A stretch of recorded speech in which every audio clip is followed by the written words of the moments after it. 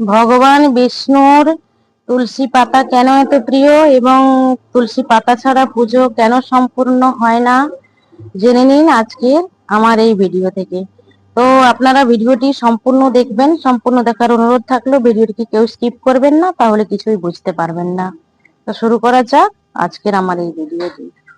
কালমিনী নামে মথুরাতে এক রাক্ষস রাজা বাস করতেন। তার স্ত্রী এক কন্যা সন্তানের জন্ম দেয়।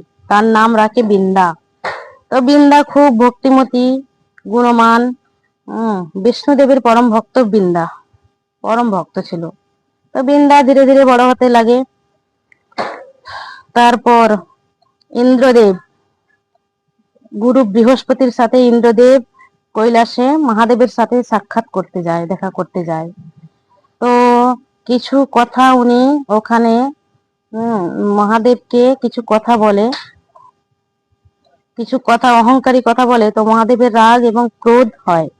তো ক্রোধে 3 নম্বর চক্ষু খুলে যায়, আর সেই চক্ষু থেকে অগ্নি বের হয়। অগ্নি বের হতেই তারপর মহাদেব ক্রোধ রাগ শান্ত হয়, অগ্নি ছুঁড়ে মারে সমুদ্রের বুকে। তো সেই সমুদ্র, অগ্নি এবং জল থেকে একটি ছোট্ট সন্তানের জন্ম হয়, সৃষ্টি হয়।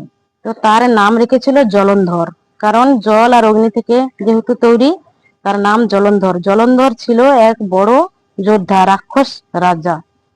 তো জলন্ধর আস্তে আস্তে বড় হয়, যুবক হয়। সে নিজের সাম্রাজ্য গড়ে তোলে, সাম্রাজ্য। তো বিয়ের সিদ্ধান্ত তিনি করেন, বিয়ের সিদ্ধান্ত করেন।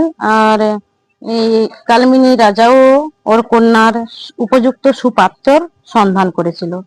তো লোকের মুখে জলন্ধর শুনেছে যে বৃন্দা খুব ভক্তিমতী এবং সৎ, বিষ্ণুদেবের পরম ভক্ত, শুনেছে। তারপর বৃন্দার সাথে কালমিনী জলন্ধরের সাথে বিবাহ সম্পন্ন করে। বিবাহ হয়ে যায়। তো জলন্ধর কোনো দেবতাদেরকে মানত না। একদিন